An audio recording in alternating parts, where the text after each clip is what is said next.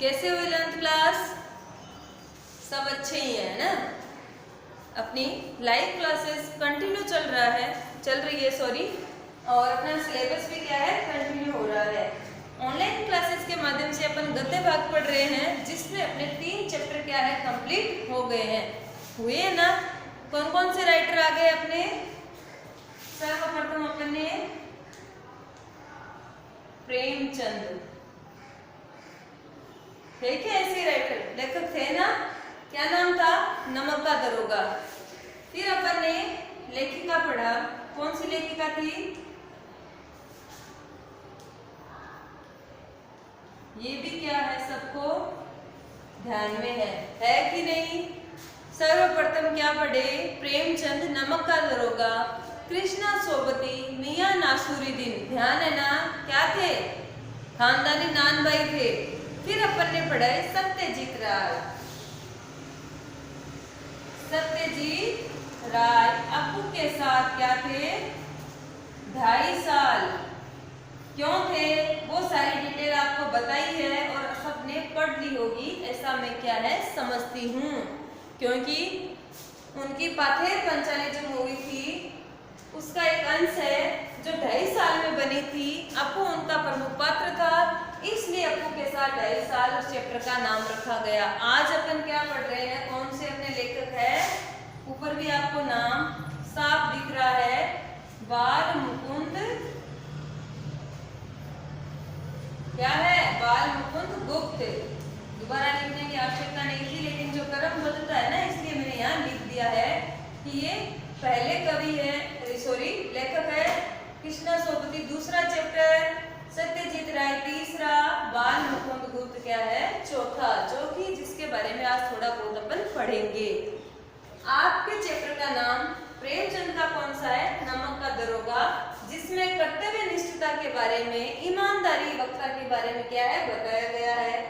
कृष्णा सोबती का है मियां नासुरुद्दीन, जिसमें खानदानी नान भाइयों का जो उनका पेशा है उसको वो अपनी कला स्वीकारते हैं, ये अपन ने पढ़ा था।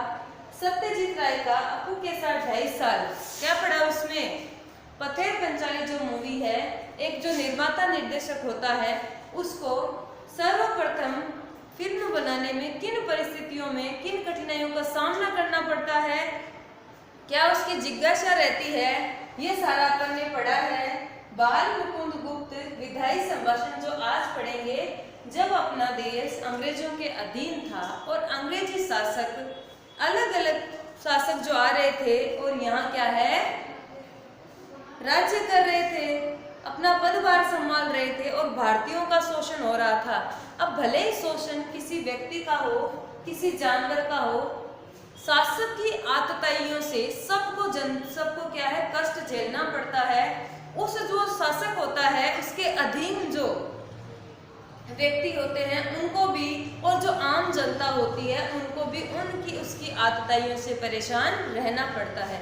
ऐसे में एक शासक थे, कौन थे? कर्जन, जो उनका क्या है शासनकाल भारत में चला, और उन्होंने जो अपनी जो नियमावली थी, अपने जो नियम क्या है लागू किए थे, सरकार की तरफ से जो भी नियम बनाए गए थे उनको बाधित करते हुए उन्होंने अपना शासन चलाया। उसके कारण पूरा का पूरा देश क्या है, परेशान हो रहा था, और जब उनका विरोध किया गया तो वो उन्होंने इस्तीफा दिया, और उस इस्तीफे के समय जो भारत की स्थिति कैसी थी, भारत के लोग कैसा महसूस कर रहे थे, उसके ऊपर अपने लेखक ने क्या लिखा है, विदाई संभाषण, है ना। बाल मुकुंद जो अपने लेखक है उनकी रचना क्या है, विदाई संभाषण, जो क्या है विदाई के वक्त जो लिखे गए जो भाव है, जो विचार है, इनका मानना ये था कि व्यक्ति अपने साथ कैसा भी व्यवहार करे।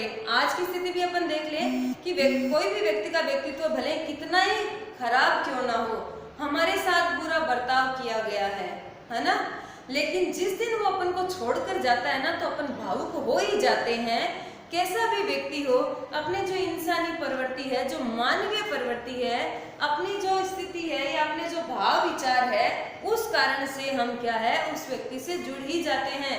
भले वो व्यक्ति बुरा है, लेकिन जब दूर जाता है तो ऐसी स्थिति में अपना मन भी दुखी होता है और अपने कोमल स्वभाव के कारण हम क्या है थोड़े दुखी हो जाते हैं। बात आ रही है ना ध्यान में। विदाई संभाषण जो है वो बाल मुकुंद गुप्त की जो चर्चित कृति है, बाल मुकुंद जो गुप्त है इनकी कृतियां या जो रचना, बात आ रही है ध्यान में, जो बहुचर्चित जो इनकी रचना है, जो कृति है, शिव शंभु के चिट्ठे, क्या है नाम, शिव शंभु के चिट्ठे, उससे ली गई है ना। शिव शंभु के चिट्ठे, समझ में आया ना। ये उसका एक अंश है, क्या, विदाई संभाषण। इसमें क्या दिया गया है, दो गाय है एक किसान के, एक बड़ी शक्तिशाली है और दूसरी क्या है, दुर्बल है। तो जो शक्तिशाली है वो हमेशा क्या करती है, दुर्बल गाय को मारती रहती है ना। लेकिन एक दिन क्या होता है, जो शक्तिशाली जो गाय है उसको किसी ब्राह्मण को दान में दे दी जाती है। ऐसी स्थिति में जो दुर्बल गाय है, भले ही वो दिन रात उसको मारती थी, वो क्या है, दुखी हो जाती है, उसका मन दुखी हो जाता है।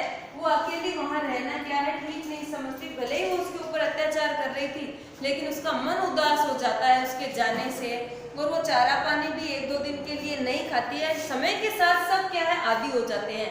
अपन को जैसा वातावरण मिलता है, जैसा परिवेश मिलेगा, हम उसको स्वीकारते हैं, ये तो अपनी है ही है। लेकिन एक बार के लिए भले ही वो उसके ऊपर अत्याचार कर रही थी, जाने से उसका मन क्या है, उदास हो गया था। वैसा का वैसा ये बात इसमें बताई गई है विदाई संभाषण में, कि जो अंग्रेजी शासक थे, जो भारत पर क्या है, भारतीय जो जनता थी उनके साथ अत्याचार कर रहे थे, उनको कष्ट दे रहे थे।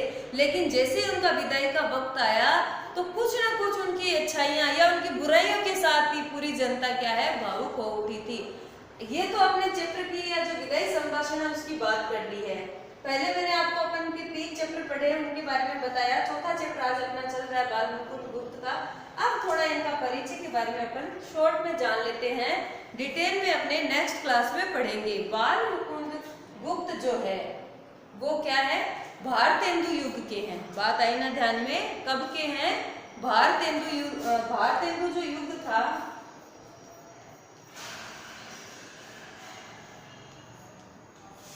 है ना।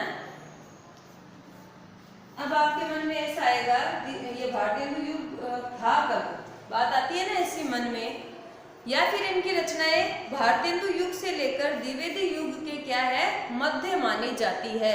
ये समय काल कब का है, 1868 से लेकर 1900 तक। 1916 के बाद छायावाद क्या है, शुरू हो जाता है।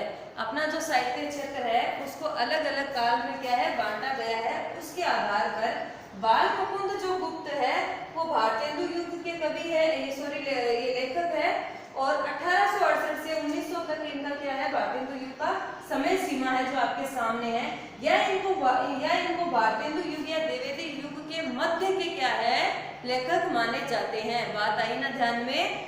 फिर इनकी बात आती है जन्म की। इनका जन्म 14 नवंबर 1865 में हुआ है, ठीक है ना। यही लिख देते हैं, इनका जन्म 14 नवंबर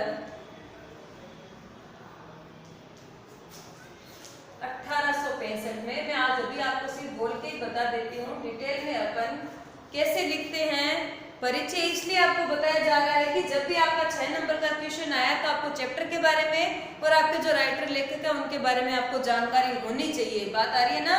और इनका जन्म गुड़ियान है ना, आपकी पाठ्य पुस्तक में दे रखा है, दिख रहा है ना, जिला रोहतक हरियाणा में क्या है, हुआ है, दिख रहा है सबको।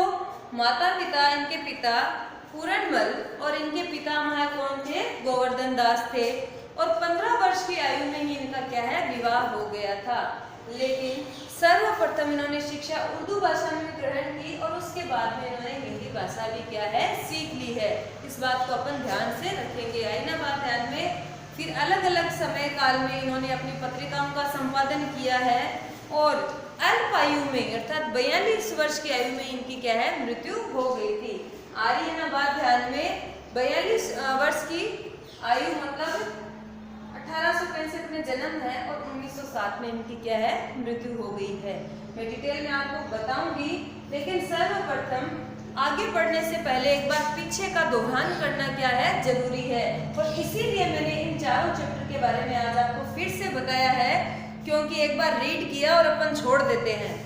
आदत है ना, जब एग्जाम आएगा तो पढ़ लेंगे, और अभी तो आप ऐसे अदर में हो, कंपलसरी को शायद इतना महत्व भी नहीं दे रहे, होगा कि नहीं होगा। बेटा ज्ञान कहीं नहीं जाता है, ना कम होता है ना बढ़ता है, तो पढ़ लेंगे। अभी ठीक से पढ़ लिया तो एग्जाम के टाइम सिर्फ दोहरान करना पड़ेगा। इसीलिए आपको यहाँ प्रेमचंद के बारे में बताया गया। क्यों बताया गया? 6 नंबर का क्वेश्चन आएगा और 6 नंबर की व्याख्या आएगी, इसीलिए बताया गया। नमक का दरोगा, उनका परिचय आपको बताया गया। दूसरा कौन है? कृष्णा सोबती, मियां नासिरुद्दीन, उनके बारे में बताया गया। सत्यजीत राय, बाल मुकुंद गुप्त।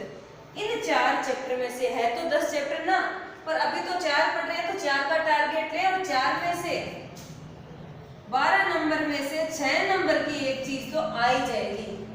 एनुअल एग्जाम भी होता है ना, तो हाफ ईयरली होगी तो इन चारों में से ही आ जाएगा। 5 चैप्टर आते हैं, आधा सिलेबस आएगा ना, तो 12 नंबर उस आधे में ही आ जाएगा। लेकिन हाफ ईयरली में इन 4 चैप्टर में से या तो क्या है, 6 नंबर का क्वेश्चन आ जाएगा या 6 नंबर की व्याख्या आ जाएगी। हो सकता है 6 नंबर आगे वाले में दे, पर कम से कम ये तो पक्के कर लेना अपन। इसीलिए आपको इनके बारे में बार बार बताया जा रहा है कि एक तो लेखक का परिचय, एक पाठ परिचय अपन को ध्यान में होना चाहिए, ताकि दोनों जगह ये चीजें अपने क्या है, काम में आती है। तो बात विदाई संभाषण की थी, जो मैंने आपको शॉर्ट में अभी आपको बताया है कि जो बाल मुकुंद की बहुत चर्चित जो रचना है, जो कृति है, शिव शंभू के जी थे, उससे ये लिया गया है। ये किस समय का, ये भी आपको ध्यान में आ गया कि जब भारत देश किसके अधीन था? ब्रिटिश सरकार, अंग्रेजों के अधीन था, और भारतीय जनता पर अत्याचार हो रहे थे, और अंग्रेजी जो शासक थे कर्जन, उन्होंने अपना इस्तीफा दिया। उस समय की ये क्या है, रचना है, ये गद्य रचना है। आ रही है ना बात ध्यान में?